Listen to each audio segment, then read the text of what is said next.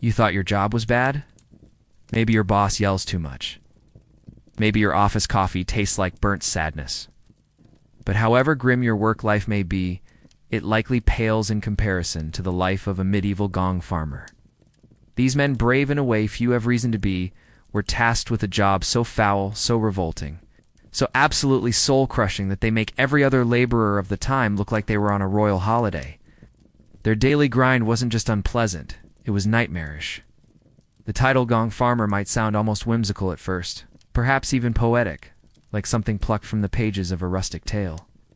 But make no mistake, the word Gong was a euphemism, a polite medieval way of saying human waste. That's right. Gong farmers quite literally shoveled, hauled, and removed other people's excrement, day in and day out. Their entire existence revolved around cesspits, privies, and the dark festering underworld of medieval sanitation. Imagine descending into a narrow, brick-lined pit under the cover of night with only a flickering torch in hand. The air is thick, heavy, unbreathable. The walls sweat with the humidity of centuries-old waste. The stench doesn't just cling to your clothes, it clings to your soul. And yet someone had to do it. In medieval towns and cities, where chamber pots were emptied into the streets, and outhouses were simply holes in the ground behind your home, waste accumulated fast. Left unchecked, it would overflow into walkways, seep into wells, spread disease, and attract rats by the thousands. So the Gong farmer answered the call, armed with shovels, buckets, and incredible fortitude. These men cleared the cesspits that lay beneath latrines and public toilets. It was dangerous work. Not only because of the overwhelming physical toll, but because of the risk of suffocation. Gases like methane and hydrogen sulfide gathered in underground pits, invisible and lethal. One wrong breath and you could collapse mid-scoop, never to emerge. Stories of Gong farmers being found dead, face down in the very muck they labored to remove, were not uncommon. But for all its misery, the job was oddly respected in a certain twisted way. Someone had to clean the city. Not without these men, society would literally drown in its own filth. Gong farmers worked when others slept. They toiled under the moon, unseen and unsung. City officials knew better than to ignore them. If they stopped working, chaos would erupt in a matter of days. It was a grim reminder that civilization's thin veneer was held together by the hands of those no one wanted to look at, yet their social standing was abysmal. Gong farmers were shunned, avoided, and whispered about. Children were warned not to go near them. Markets refused to sell to them. In many places, they were forced to live on the outskirts of town or in designated neighborhoods, far from the more genteel folk. Even if they were paid relatively well for their labor, which sometimes they were, their wealth did little to buy them dignity. They reeked permanently. No amount of scrubbing could erase the stench embedded into their skin. They were walking reminders of the human body's dirtiest truth, and people didn't want to be reminded. Of course, not all waste removal was confined to cesspits. In larger cities like London or Paris, the volume of excrement was so great that Gong farmers had to transport it elsewhere. That meant loading buckets of it onto carts and hauling it out of the city. The destination, waste fields. These massive dumping grounds sat far beyond the city walls, often near rivers or on otherwise unusable land.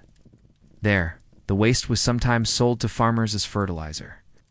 Yes, even in the darkness of the Gong farmer's profession, there was an economic chain at play. Your morning dump might just help grow next year's barley. Interestingly enough, the work of a Gong farmer followed a kind of seasonal rhythm. In the summer months, the pits were harder to clear because the waste dried and clung to the walls like cement. In winter, the waste was cold, dense, and even more nauseating to handle. Rain could turn everything into a sloshing soup. Snow froze buckets 2 hands. And yet, the Gong farmer kept at it, driven by the knowledge that if he didn't do the work, no one else would. Or worse, everyone else would suffer for it. There were rules to this dirty business. Cities imposed regulations about when and how waste could be removed. In some towns, Gong farmers were only allowed to work at night, so as not to offend the noses of respectable citizens during the day. Others had to wear specific garments, often marked or dyed, so they could be identified and kept at a proper distance. In return, the municipalities sometimes granted them protections or even a level of authority over their specific domain. They were the lords of the latrines in a way, the kings of the underthrown. But even lords of waste could not escape the dangers forever. Disease was rampant. Gong farmers regularly came down with fevers, skin infections, and respiratory issues. Some suffered burns from the chemical composition of waste. Others slipped, fell, and drowned in filth. And through it all, there was no glory, no fame, no thanks. They disappeared into their night shifts, unseen and unwanted, only to re-emerge, reeking and exhausted. Still, the work continued for centuries. Gong farmers remained a fixture of medieval life well into the late Middle Ages and beyond. Even as plumbing slowly emerged and sewer systems began to take root in cities, the Gong farmer's role remained vital. The infrastructure wasn't there yet. People still used chamber pots. Waste still flowed into the streets, and someone still had to clean it up. There are rare instances in history where Gong farmers briefly became symbols of resilience. During outbreaks of plague or cholera, when others fled, the Gong farmers stayed. Some even volunteered to clean infected areas, knowing full well the risks. In doing so, they helped stem the spread of disease, perhaps saving more lives than the doctors and priests combined. But no monument was ever raised in their name. No songs were written for them.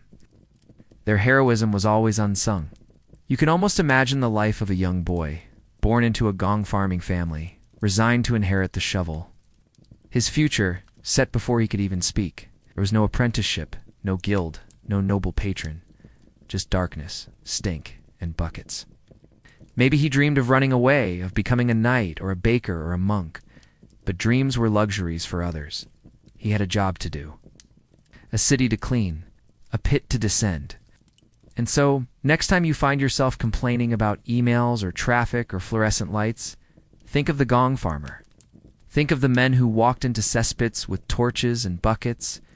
Think of the hands that hauled the weight of a city's filth on their shoulders. Eyes. Think of the thankless work that made medieval life possible. Because as bad as your job might be, at least it doesn't require a nose plug, death wish, and a nightly stroll through humanity's worst smells. The Gong farmer didn't just have a bad job. He had the worst job in history. And yet without him, the world as we know it might have drowned long ago. So the next time you sigh over your overflowing inbox, or grumble about your manager's latest request, spare a thought for the medieval Gong farmer. Picture that poor soul knee-deep in other people's waste, hauling buckets through moonlit streets while the world slept peacefully above. It was a life of darkness, stink, and solitude, yet without their grim work, medieval cities would have become unlivable. They were the unsung heroes of hygiene, quietly preventing plagues and keeping society from drowning in its own filth. No applause. No praise, just a shovel, a pit, and a job that no one else dared to touch. If that doesn't make your job feel a little more bearable, nothing will. If you enjoyed diving into the dirty side of history, make sure to like, subscribe, and ring that bell so you never miss the stories hiding beneath the surface. Leave us a comment about the worst job you've ever had, and let us know what historical nightmare you'd like us to explore next. Until then, keep your nose clean, and be thankful you weren't born with a bucket in your hands and a cesspit for a workplace. Thanks for watching, and see you in the next episode.